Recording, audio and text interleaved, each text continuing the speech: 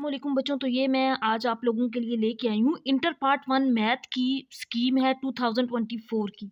तो मैथ का पेपर होता है 100 मार्क्स का। तो टोटल जो इसमें मार्क्स हैं वो 100 हैं।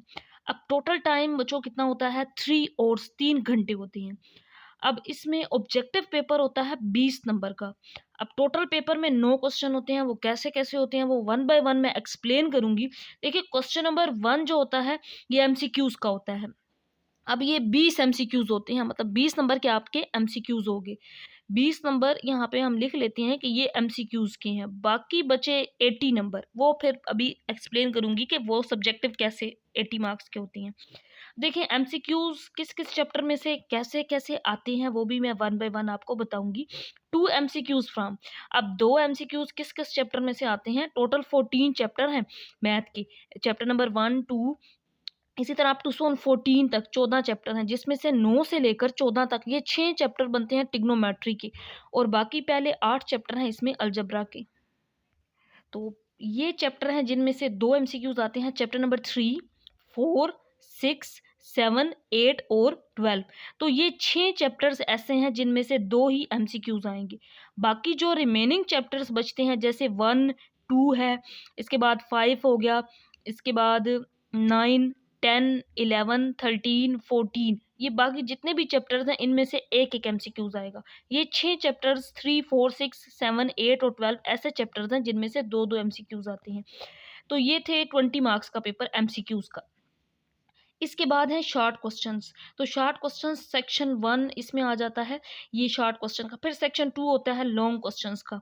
अब ये जो शॉर्ट क्वेश्चन है ये 50 मार्क्स के होते हैं। 20 मार्क्स के एमसीक्यूज हो गए, 50 मार्क्स के शॉर्ट क्वेश्चन। ये कैसे 50 मार्क्स के बनते हैं।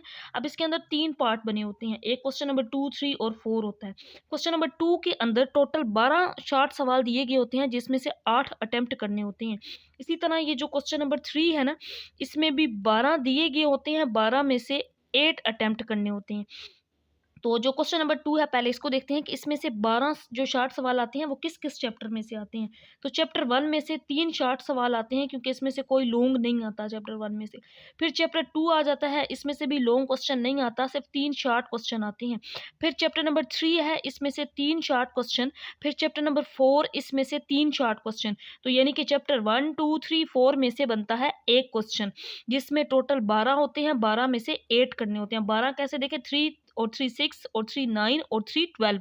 तो टोटल 12 है, 12 में से कोई से 8 करने होंगे। तो ये क्वेश्चन बन जाएगा 16 मार्क्स का। टोटल 50 मार्क्स के होते हैं, ये 16 मार्क्स का बन जाएगा। इसके बाद क्वेश्चन नंबर 3 है। अब ये किस किस चैप्टर में से बनता है, 5 6 7 और 8 में से। अब इसमें भी 12 होते हैं, 12 में से 8 ही करने होते हैं। चैप्टर 5 में से 2 शॉर्ट क्वेश्चन होते हैं। चैप्टर 6 इसमें से 5 शॉर्ट क्वेश्चन होते हैं, बड़ा इंपॉर्टेंट चैप्टर। चैप्टर 6 इसमें से 5 शॉर्ट सवाल होते हैं। फिर चैप्टर नंबर 7 इसमें से 2 शॉर्ट सवाल होते हैं। और फिर चैप्टर नंबर 8 आता है, जिसमें से 3 शॉर्ट क्वेश्चन होते हैं। तो ये टोटल 12 बनते हैं। 5 और 2 7, 7 और 2 9, 9 और ये 3 12। तो 12 12 में से 8 करने होते हैं। 8 2 आर 16। एक क्वेश्चन 2 नंबर का होता है, तो ये क्वेश्चन भी बन गया 16 मार्क्स का। 16 और 16 32, बाकी बच गए 18 मार्क्स, क्योंकि टोटल 50 है। अब वो 18 मार्क्स, ये जो एक पार्ट है क्वेश्चन नंबर 4।